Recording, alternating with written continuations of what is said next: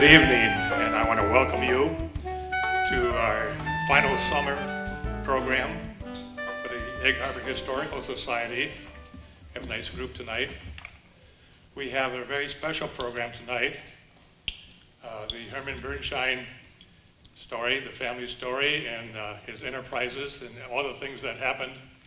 We not only are going to learn about Herman and his family and his friends, but also we'll get to see Egg Harbor the way it was for his lifespan from 1902 to 1965.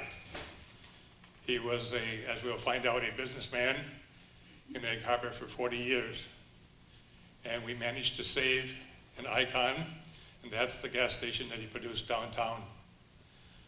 We have tonight to produce the program, we have Eileen Birnschein Roberts, who do the narration for us. That's a niece of Herman's. Then we have, we look at all the back of the heads, that's okay. We have Elvin Birnschein. Elvin is my nephew, yeah, Steph, there we go, there's Elvin. And we have the village historian and also a friend of the family, Pete Lemire.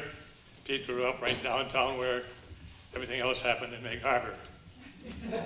Our sponsors for our summer programs are on the screen: Dave and Bonnie Carlson, Dawn and Jerome McInnes, Clark Bourne, and Victoria Stewart, and Carol Shipley.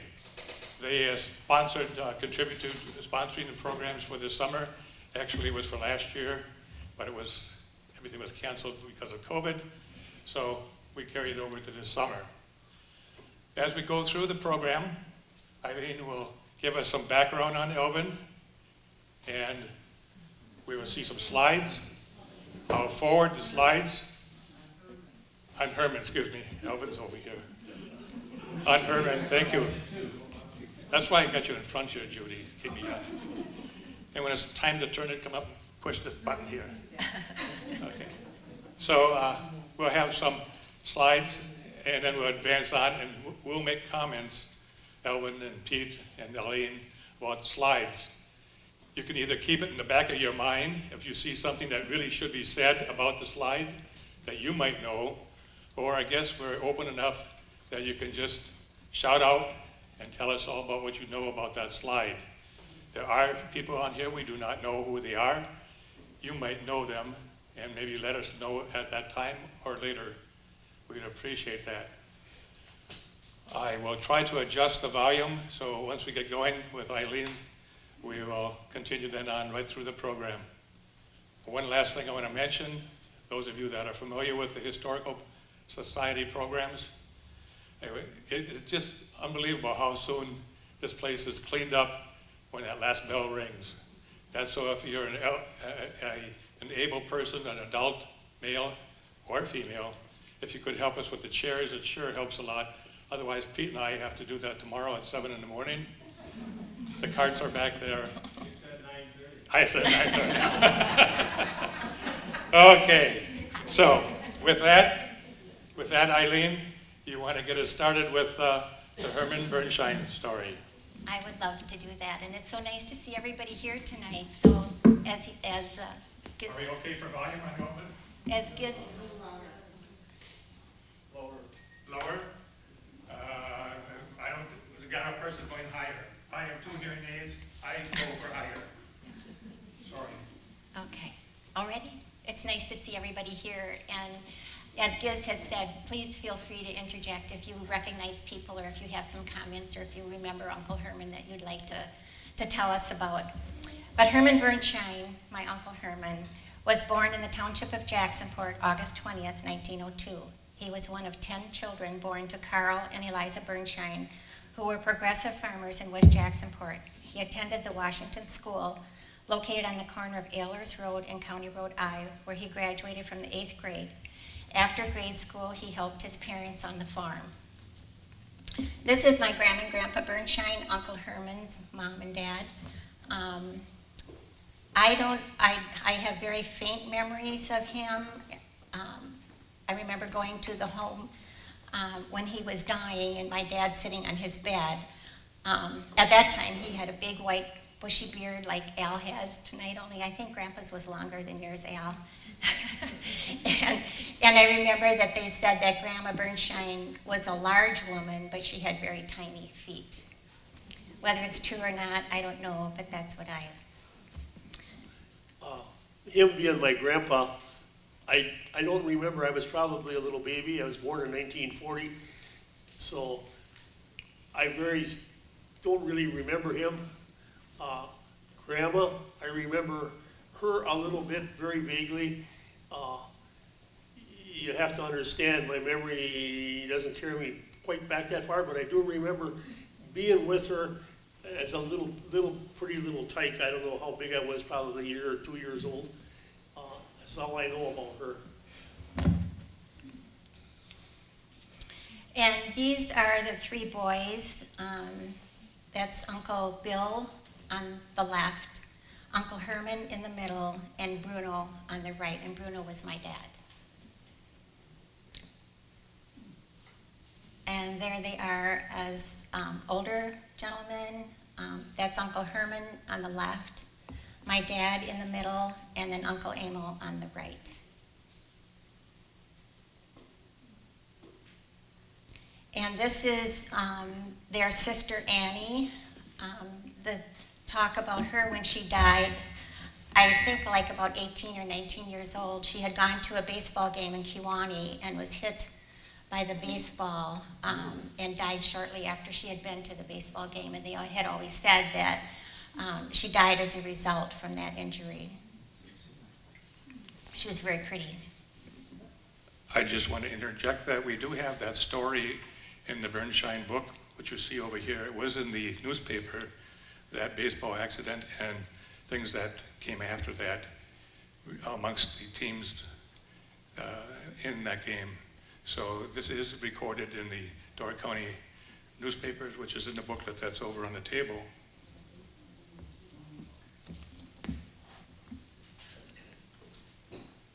And then this is the 5 brothers that survived to live a ripe old age, I would say. This was taken about 1957 when Uncle Charlie on the right came home from California, and I think it was December of 1957. Again, it's Uncle Herman on the left, my dad, Uncle Emil in the middle, and then Uncle Bill with the glasses, and then Uncle Charlie. Uncle Herman had the Chevrolet garage. My dad was a farmer. Uncle Emil was a farmer. Uncle Bill had a welding shop in Sheboygan, and then Uncle Charlie was out in California, and he had cottages. He rented out cottages. I remember one time when my husband and I were coming home from the service, we went down to visit Uncle Charlie, and he took us down to see the Rose Bowl. Oh my God, that man drove fast. I was scared to death. But he was fun to be with. Uncle Charlie started a garage in Egg Harbor, and Uncle Herman went to work for him for several years. In 1925, he started a tire shop on the opposite side of the road in Egg Harbor on County Trunk Line 17. In 1927, Uncle Charlie decided to sell his business, and Herman bought him out. Business was slow at that time when he decided to take over the agency for Chevrolet cars. For many years, he provided wrecker service for all of northern Door County. Do you, Pete, do you want to just talk about that a little bit? Female, he always had wrecker service, and I didn't always see them go out or see them come back, but I don't recall a single time that I did not see Herman at the controls. Most of the time, I believe that Herman himself answered the wrecker calls. And this is his wrecker and a tractor that he's hauling. The building you're looking at is now the chocolate chicken. It burned, as we'll find out a little later. That's a wreck. That's another one of his wrecker bringing in gravel.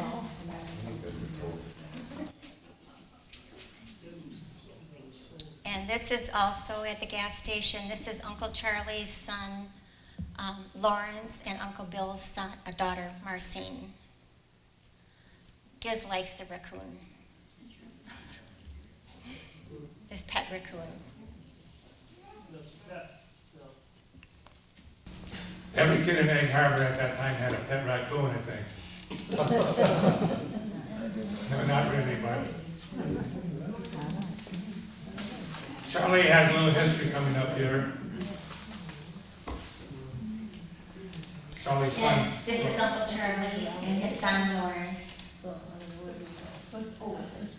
For those that saw him before, Lawrence died at Pearl Harbor. So if you're looking at the photo, probably not too long after this. We don't have the exact date. But Lawrence was killed at Pearl Harbor during the bombing of Pearl Harbor.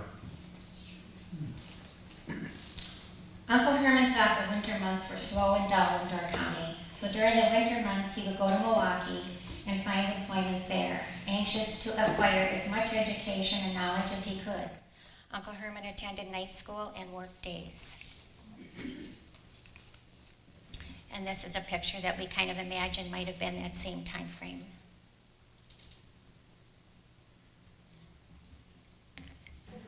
In 1931, Cully Thayer, a friend of Uncle Herman, encouraged him to build a modern garage structure in the very same spot his garage and sales room stood.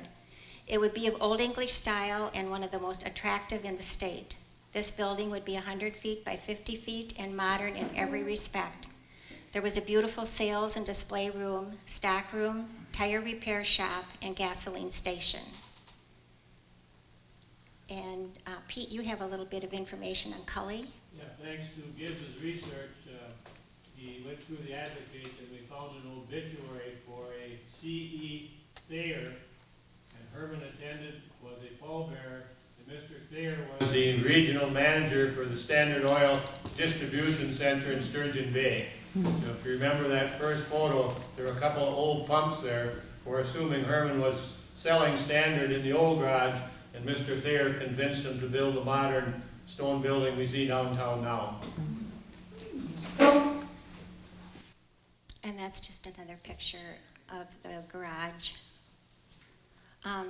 Also, Pete, I'm going to call on you again because you have memories of the gas station that says Baraboo Service and that white building. Can you just kind of give us a little bit about that, please? That building was owned by a company called Birnschein Oil. They kind of disappeared from Door County, but they were rather prominent in the 30s. They had a distribution center out of Sturgeon Bay. They had trucks that delivered gasoline. And a person by the name of, and Bill will remember this, Lawrence Barbu moved that station from Sturgeon Bay to Egg Harbor in, I think, 1937? 36. And he operated it for a time as barn stall, and I think it went to, looking at the Hain girls here, it went to Sinclair, and then when your parents bought it, they went to Mobile.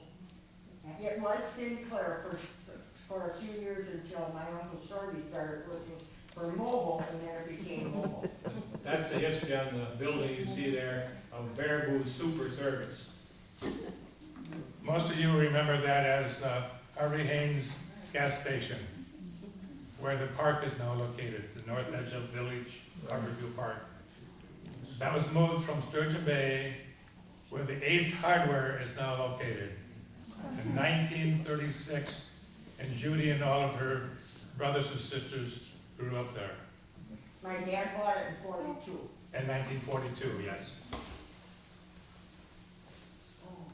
And that's Uncle Herman. He always had a dog with him. So we thought that was kind of a cute picture.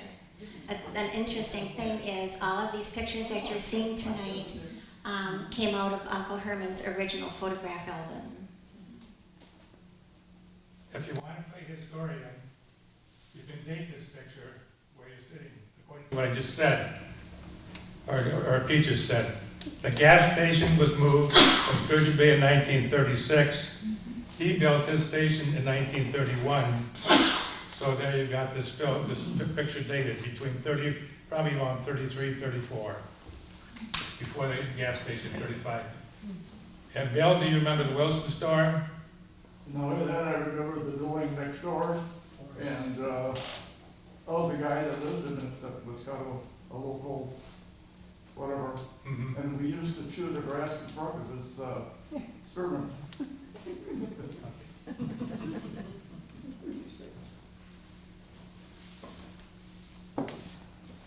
And is that the one, Pete, where you thought that, tell us about that picture. Alvin, you can tell us what our agreement was on the model of that truck. That's an old Diamond T truck, and it looks to be like a gas truck. Like, if it looks what we're looking at, it's hard to tell. We tried to decipher it the other day when we were down here, but I did come up that it's an old Diamond T, probably from the 30s, early 30s. Besides servicing cars, he sold Standard Oil products, Chevrolet cars and trucks, Caterpillars, tires, Kellogg and King radios, electric refrigerators, lawnmowers, bicycles, candy bars, and Cracker Jacks. And I remember the Cracker Jacks because when we went to Uncle Herman's with my dad, we always came back with the Cracker Jacks. And if we didn't go with my dad, he always brought us a box of Cracker Jacks. So I remember the Cracker Jacks. How much were they back then? I didn't have to pay for them, so I don't really know, but they were good. Modern concrete roads were built in the county. Traffic increased, and so did his business.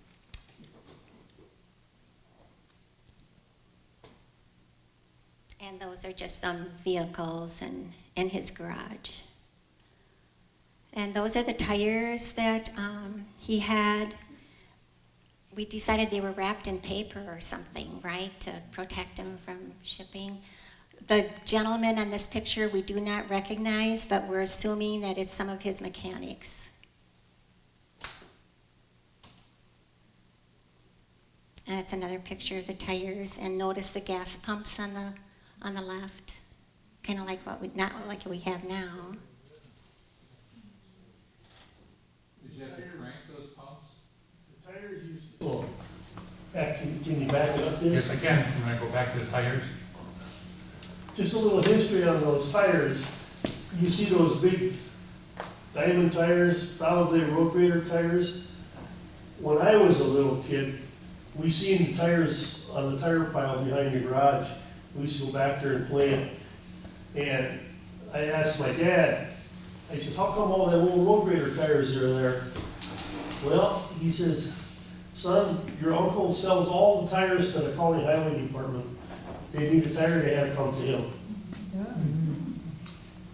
Maybe Bill might remember some of that, but I remember my dad telling me that all those tires were sold to the county, those big tires like that. That there was no farmer would have a tire that big that old, so they were sold for like road graders or big trucks.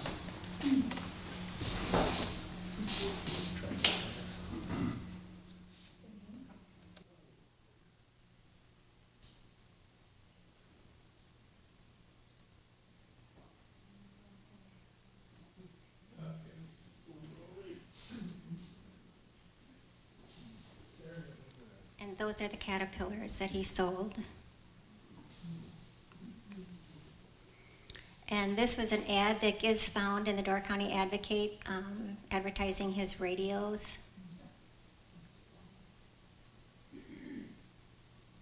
And those are the lawnmowers. And you can just see the bicycle on the left-hand side. And Pete, you had an interesting comment about those lawnmowers. The first power mowers that I remember, and Bill, you might remember farther back, they were actually powered by a small gasoline engine, but as you can see, they were mounted on reel mowers, the old hand-pushed reel mower, and I don't know when the rotary mowers came out, but the first power ones that I remember were like the ones you see there.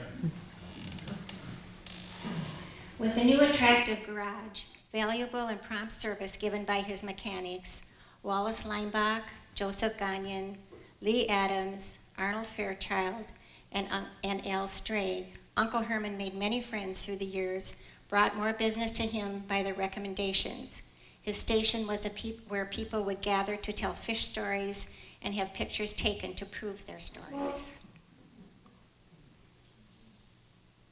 And there you can see there's quite a few people. And again, you know, we don't know who they were. Nothing was written on the back of the pictures. This guy here. I wish I could. The gentleman that he's pointing the arrow to shows up on all kinds of pictures. He always was well dressed with a suit and hat on, but unfortunately, we do not know who he is. So, Bill, got any clues? You ever remember seeing him around?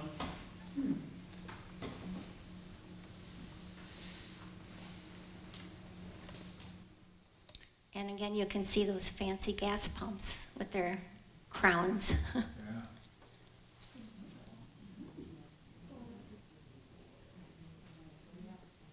Comment on this house behind you. This is the Baraboo house, which was built out of stone, hard-headed stone, rock, various colors. And I believe this was taken down in 1988, Charlene, is that right? 83. 83. Well, if you finish the 3, it looks like an 8. And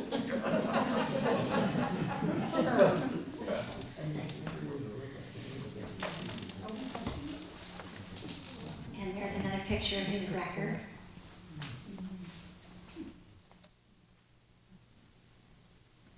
And again, we're assuming that that is Uncle Herman with his mechanics. He's the one that is leaning up against the Goodyear tire sign.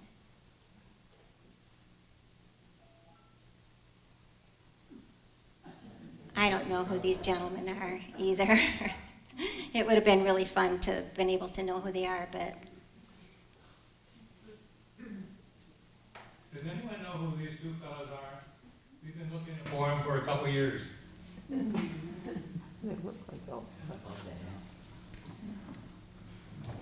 and these are the fish that people caught, and I'm assuming bringing them up to Uncle Herman to show him, yeah, they really did catch all those fish.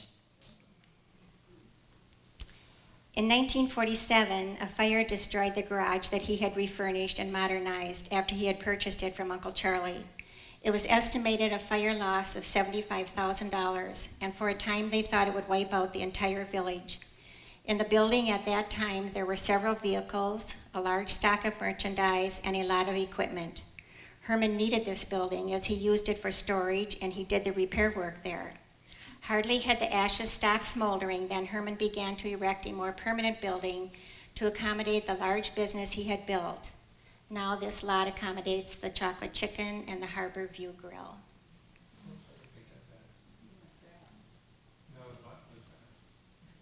And those are pictures of the fire burning. After you go down and take a look at the north side of the Chocolate Chicken, you will see what I'm outlining here. Those bricks are still there, and when they rebuilt, they just filled this in here with more up-to-date. So part of this building is still there, next to the Village Harbor View Park. Just another shot of the fire.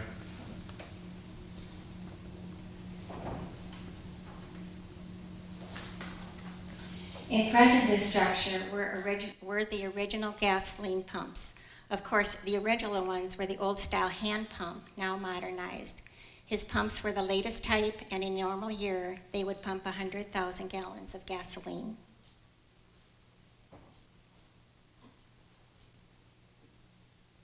This is dated at about 1939. How do you date things when you're an amateur historian? You find out that that lady there is your grandmother. That is your older sister, and we guess she's 5. And you do your math. How old is, she's 5 years old, and you come up with the date of 1939 for this photo. Compare it to just a few years later.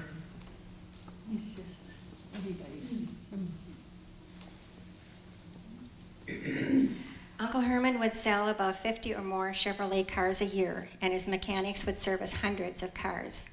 Esther Warchuk operated the office.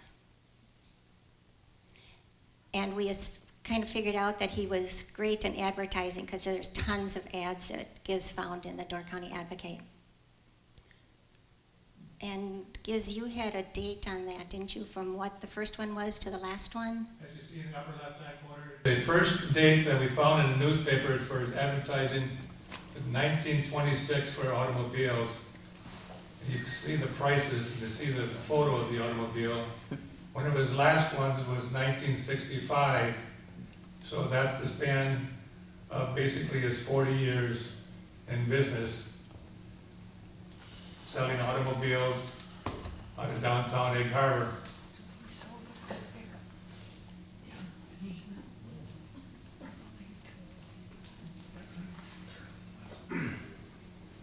And that is a truck or a semi, whatever you want to call it back then, bringing a load of new cars.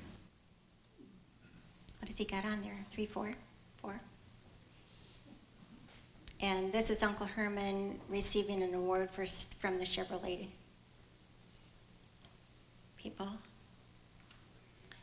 And that's Esther. He was his bookkeeper, and he later married her.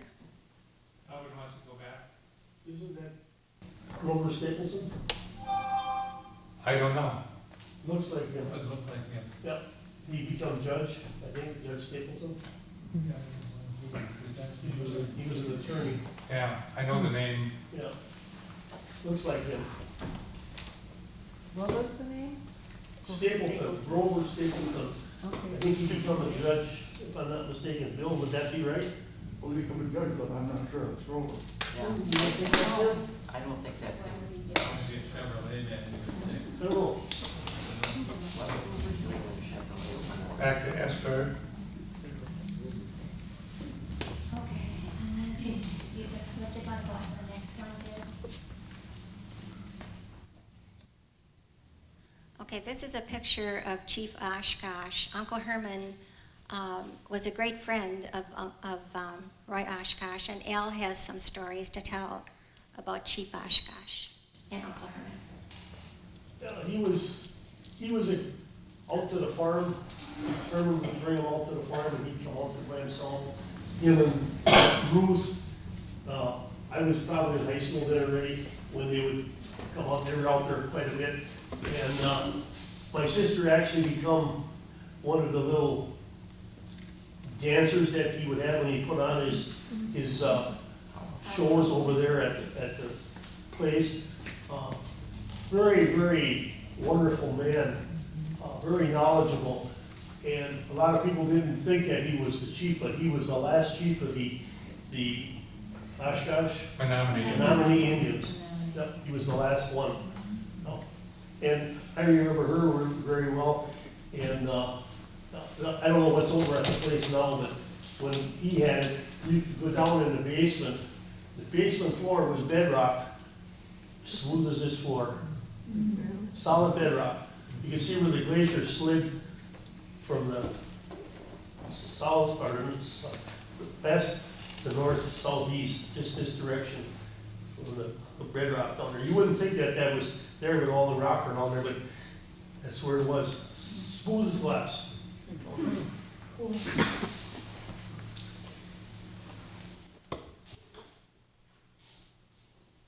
And then this is a fish boil, and Pete or Al will talk about Uncle Herman and his fish boils. He was very famous, or known, very well known for his fish boils, and he put on many, many, many fish boils.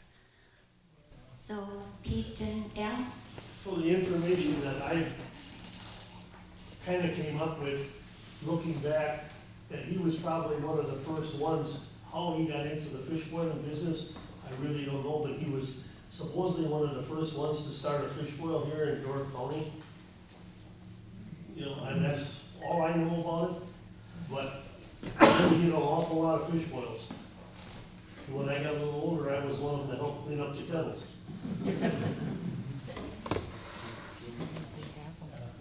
Just to add to that a little bit, picking up on Giz's research, there's an article in the book that Giz put together that I don't know the year, but he and Frank Ames, who was the son of Dr. Ames, and some of you know had a restaurant in Sturgeon Bay, they served fish to approximately 400 people that came to Door County from the Cleveland Chamber of Commerce.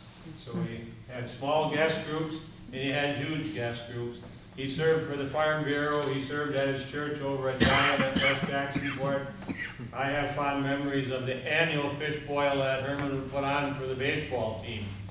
I don't know if you remember, Bill, but your dad and Uncle John posted it down at the clubhouse 1 or 2 years.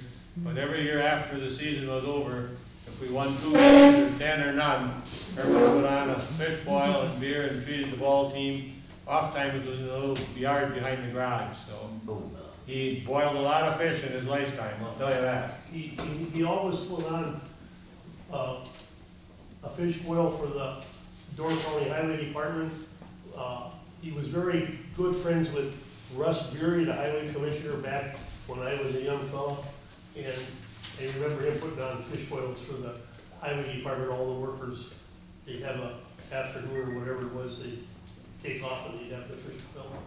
And he'd do that just behind the garage then or something? Where did he usually do these? He would go, at that time, the highway shop was on 14th Avenue. So he'd go down there, but when he did them up here, where did he do them? Well, the one was down by the Ball Diamond. Some of the smaller ones, I don't know this place, but he was acquainted with a number of people that had summer homes down on Point Beach. Oh, I and see. they would have a boil right in their backyard. Oh, okay. The huge boil for Sturgeon Bay was at Martin Park, which I believe now is what they call Sunset down by the shipyard. And, if you want, we can see that article, it's in Giz's Birnschein history book here. I don't ever remember a fish boil by the garage. After he had built his house down on the point, he'd always have fish boils down there, out next to the water by the dock. That's where he had a lot of them. But in the younger days, I don't remember, like this, I don't remember this stuff. Do you think that this picture that's up there now is at Zion Lutheran Church? I didn't, Do you think it's Zion a Lutheran, anybody know the history of Zion that wouldn't be familiar to me? It just looks like Eileen, the south could be end of Zion. It could be that little social Very hall short. building. could be, It could be.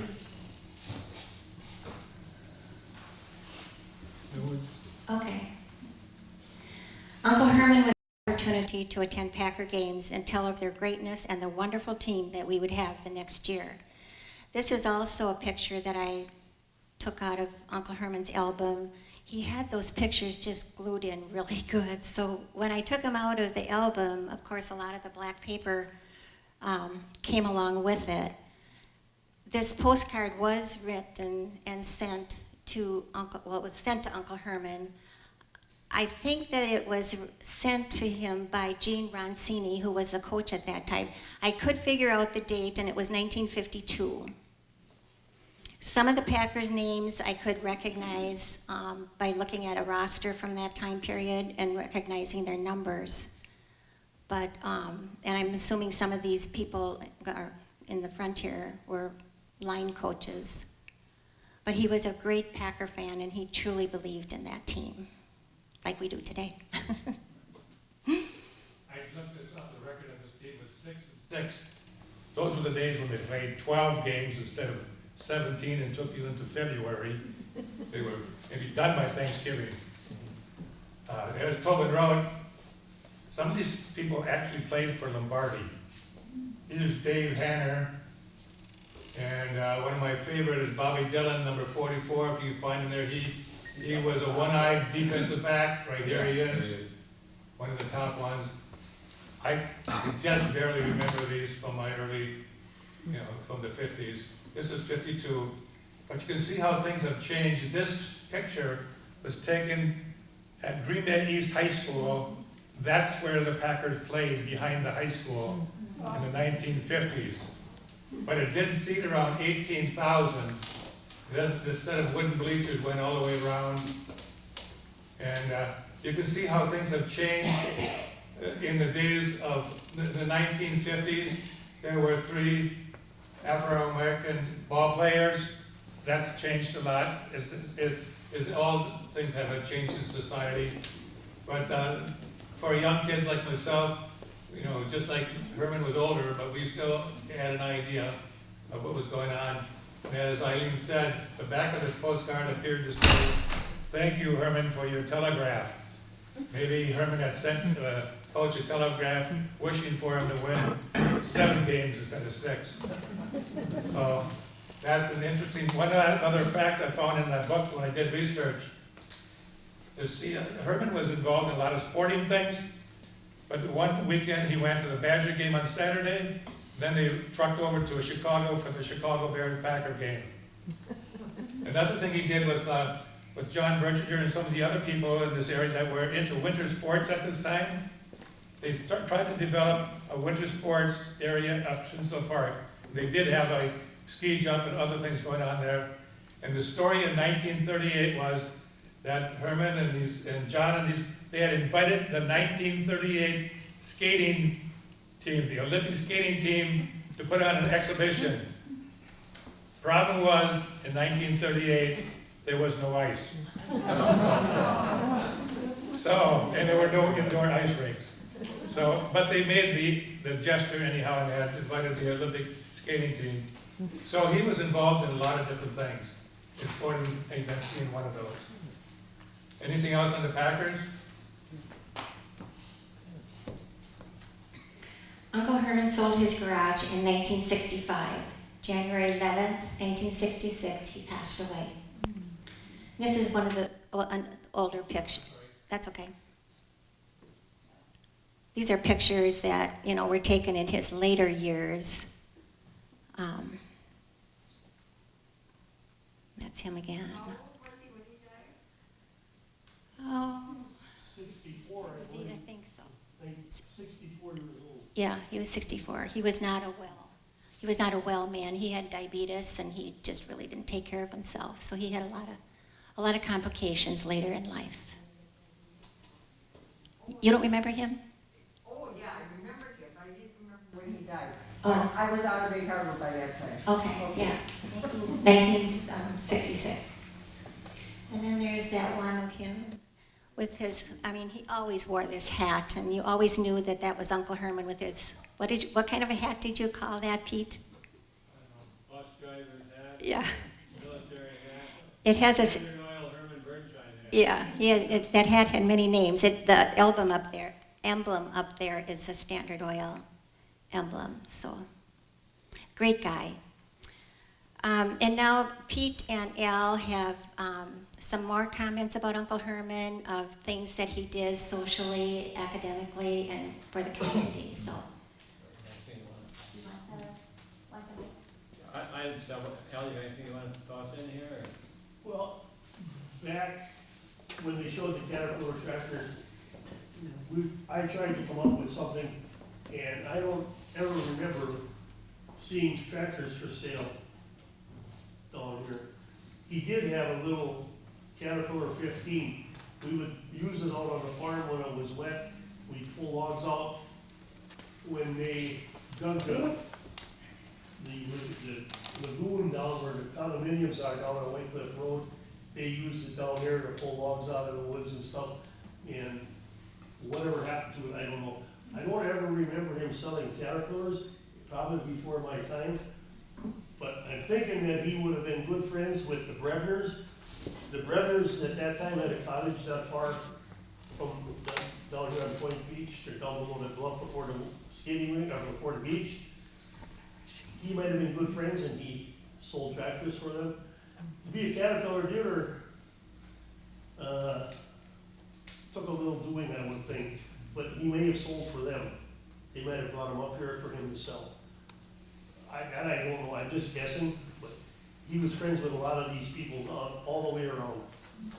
If you ever remember the name Jameses, Jerry James, and Edward James, Kenny James, they got a house over on, and he was very good friends with them. My dad was good friends with the family.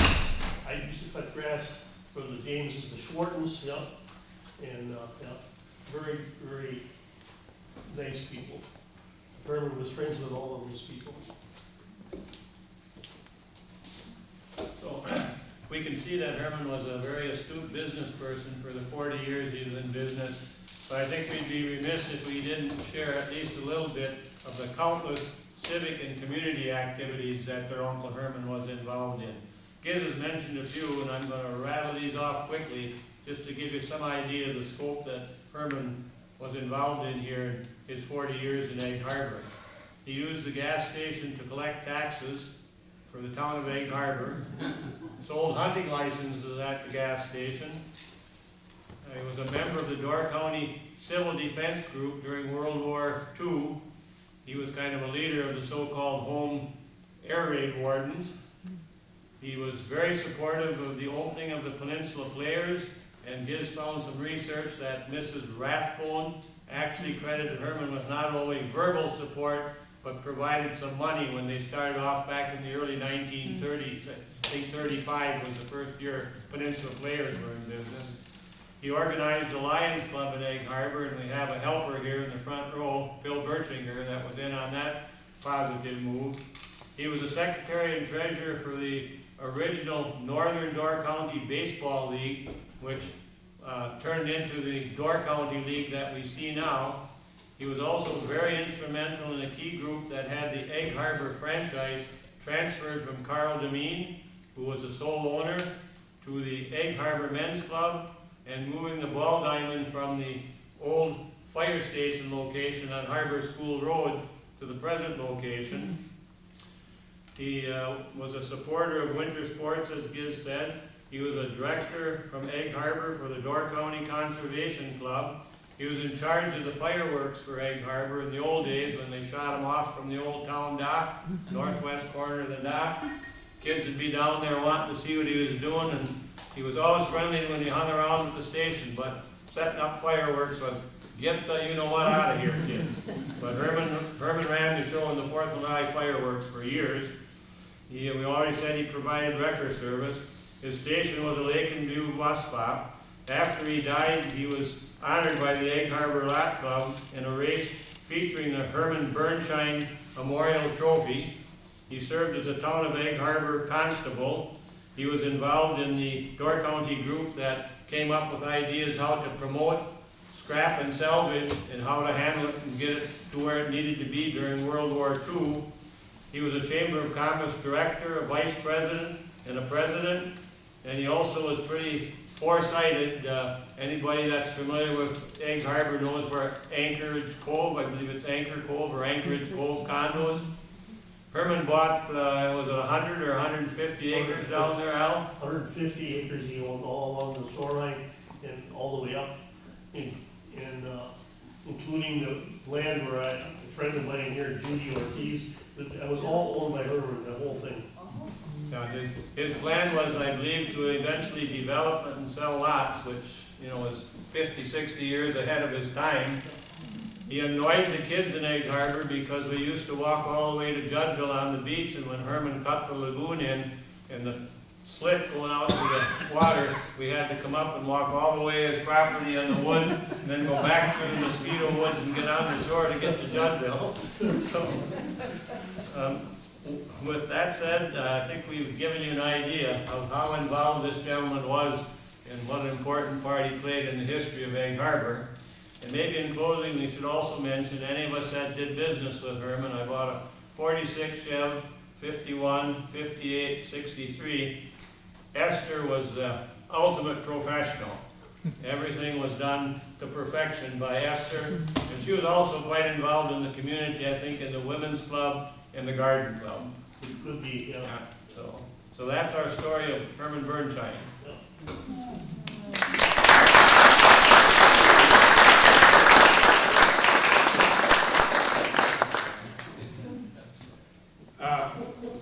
I want to thank Eileen and Alvin and Pete for the contributions, but I want to just apologize for the audio. But those things seem to happen. One of our programs, the old video went out. But it's being recorded by Laddie. And Laddie, can you get this on the Sebastopol town? Yeah, we'll put it on Sebastopol cable channel. Anybody that has Charter TV, Yeah. you'll see it. I'll probably have it up by Friday night, and it'll be repeated several times next week. And you know what will happen? There won't be any squealing noise in the background. I'll try to cut most of that out. So, we have this recorded, and we'll try to get some copies here. For those of you that are familiar with the History Center, We do have some of our programs on the computer monitor down there where you can sit and watch and read these programs. I can put it on YouTube also, it'll be up there in a few days. That would be If great. anybody wants a card of mine so they have the address, just see me afterwards. Yeah. And as a retired teacher, things like this happen. Audio goes out, video goes out. Somehow we always be able to struggle through. Someday we'll get it all together, but maybe if we wouldn't have had about a year and a half of COVID interruption, we wouldn't have the trouble we have. But we want to thank Alvin and Eileen. We have a little gift for them. I bet you, Alvin, you want to go home and read all about the history of Egg Harbor. Or you want to see some really great Door County stories which involve a lot of Egg Harbor things. And Eileen, for your work and working with you and having fun doing it. We have a book for you too to read for Egg Harbor and a gift certificate also. Thank you, I appreciate that. Well, we sure are glad that you were able to present the program for us. And again, this is our final summer series. We'll be looking for something in the future. If you are not on our email list, we want to get email copies sent out. Make sure you, I think we're passing around the yellow sheet. You can put down your email address on that. But again, it was a fine program. I want to thank the folks for helping us out, Alvin, Chief, and Eileen. And thank you for coming. One last thing. Do any of you have a Herman story to tell us? This can be dangerous sometimes asking that question. Okay, so we'll leave Herman and in good standing. And we do have some things over here to look at, and you're free to browse around and discuss things. And if some of you fellows can help us with shares, we would appreciate it. Bill? I'll give you one on Herman. Okay. Further was my neighbor. Yeah. Okay. I don't know why, okay, I went over to Ern's house on a couple occasions, because I was building a house. And he used, oh my gosh, I named him so old now that he can't come up with it. Anyhow, I used to say carpenter. He had established the water level, so we wouldn't have water in his basement. So I cheated, I took an extra foot, and I paid for that. But on this one occasion I went over, and he was really distraught because Junior likes this, but some of the Hank kids had busted some windows in the cars behind Herman's shop. And he was irate. And I had no idea where he was gonna go with this. And I said, Herman, you're kids. I said, you were a kid? I was a kid. Kids do these things. You know, don't try to get them in jail for that. That's a kid's thing. I said, you know about that 10, 15 years from now, those kids, maybe one will be a doctor and one will be an attorney. You'll be damn glad you didn't do something. And that was a Hank case, huh? So you straighten out Herman that he should go easy on the kids because someday he's going to need him as a lawyer or a doctor, right?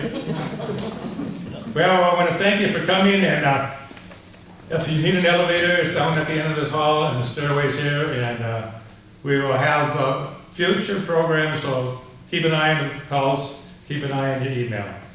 That's it for the evening, and thank you.